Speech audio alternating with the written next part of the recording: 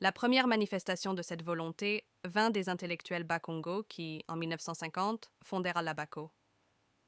Ce groupement ne s'écarta tout d'abord pas des activités ethniques et culturelles. Mais en 1956, après que le journal Conscience africaine eut publié un manifeste revendiquant le principe de l'économie interne, l'Abaco ne voulut pas laisser à d'autres. Les Bangala estimaient-ils le bénéfice d'une prise de position politique qui répondait aux aspirations de nombreux Noirs. Le programme de l'Abaco n'allait sans doute pas plus loin que le manifeste de Conscience africaine, mais il était exprimé en termes plus directs. Continuant sur sa lancée, l'Abaco prépara avec un soin minutieux les élections du 8 décembre 1957, estimant que c'était l'occasion rêvée d'asseoir une influence naissante. Première des trois villes intéressées à la réforme municipale entreprise au Congo, dans le cadre de l'application d'un nouveau statut des villes, la capitale congolaise a voté dimanche 8 décembre dans un calme absolu qui contrastait avec l'atmosphère enfiévrée que l'on connaît habituellement en Occident aux époques d'élections. Des rumeurs pessimistes faisaient craindre cependant une forte abstention de la fraction européenne de la population, qui ne comptait déjà que 4060 votants possibles sur 18 342 résidents, cependant que, côté africain, les chiffres révélaient un nombre de 46 944, possible pour une population estimée à 276 351 habitants. Cet ensemble d'électeurs avait à choisir un total de 199 conseillers correspondant à un nombre égal de circonscriptions réparties dans 11 futures communes. Les candidats, conseillers africains, dignes et un rien solennel, attendent sagement le verdict des électeurs d'une des de la commune de Kinshasa, la principale commune noire de Léopoldville. Un rien d'inquiétude les habite. On les comprend. Ils sont 5, donc 2 de trop. Chaque circonscription sera basée, en effet, sur un conseiller communal et 2 suppléants. Les Africains ont pris un énorme intérêt à la consultation populaire du 8 décembre. Pendant plus de 2 mois, les journalistes africains des quotidiens de Léo établirent des pronostics, lesquels, comme il se doit, furent très sérieusement discutés. Notre photo, la veille de la consultation, 2 Africains lisent dans le détail l'édition spéciale d'un des 2 quotidiens de Léopoldville. Dans le calme et la bonne humeur, les électeurs passent aux urnes.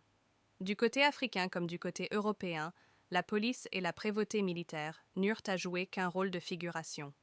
Le monsieur à la pipe au second plan est une personnalité noire très connue de Léopoldville. C'est monsieur Diomi, assistant médical et un des hommes forts de l'Abaco, association des ressortissants du Bas-Congo. Monsieur Diomi fut élu dans sa circonscription. Les époux Nkumu Siongo n'ont pas réussi. La consultation populaire les a rejetés dans l'ombre. Madame Siongo avait beaucoup d'espoir pourtant. Ne jouit-elle pas du prestige d'être la première femme noire à avoir fait partie du conseil de cité et d'avoir participé à un voyage en Belgique avec des femmes notables congolaises? Le ménage Molanda Adjel fut plus heureux. Si madame ne fut pas élue, par contre monsieur obtint le plus grand nombre de voix dans sa circonscription. Il sera conseiller communal. Pas de cérémonial guinde, ni d'estafette motocycliste pour monsieur Pétillon. Le gouverneur général du Congo belge et du Rwanda-Burundi s'est présenté aux urnes comme un simple citoyen. En voiture et tenue sport. Monsieur Pétillon accomplit le geste rituel avec le sourire.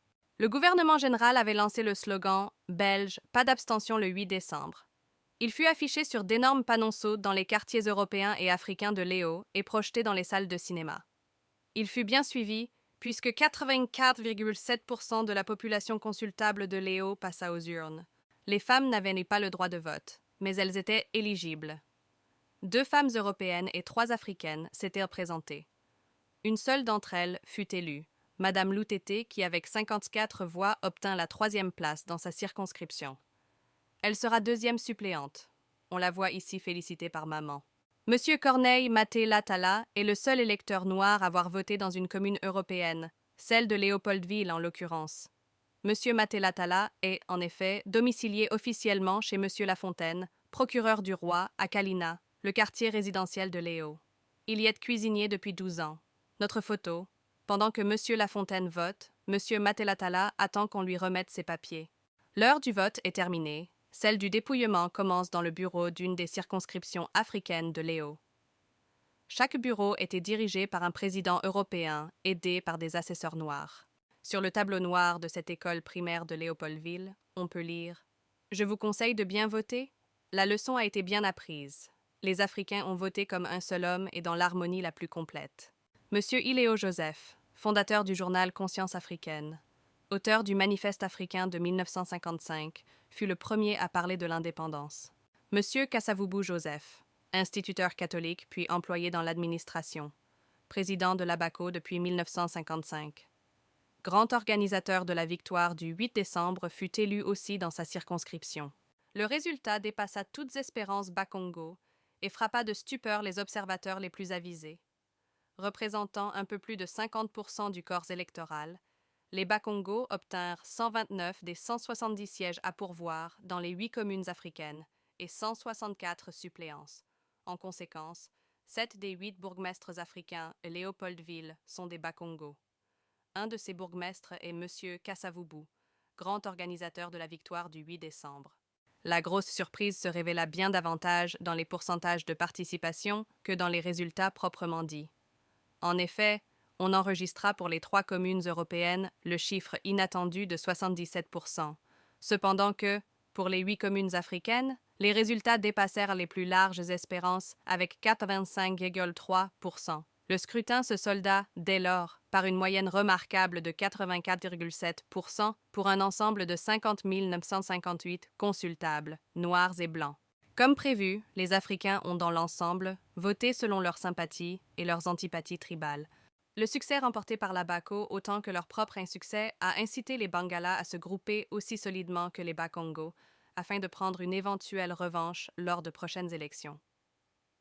À la BACO s'est donc ajoutée la Liboke-Lia Bangala, qui, comme son nom l'indique, groupe les Bangala. Les Noirs originaires du Kasaï sont réunis au sein de la FEDECA, et ceux du Kwango au sein de la Fédération du Kwango, présidée par M. Lumumba, qui est également président du mouvement national congolais, dont le but est l'accession à l'indépendance dans un cadre démocratique, sans recours à la violence. Sous des apparences d'activités ethniques et culturelles, tous ces groupements ont soigneusement noyauté la population noire et leur dictent la ligne politique à suivre. Il faut reconnaître que les responsables des 10 groupements ont agi avec une grande habileté. Se sentant soutenus par les masses, ils ont acquis, sans éveiller les soupçons, une grande puissance politique avec laquelle l'administration belge doit compter.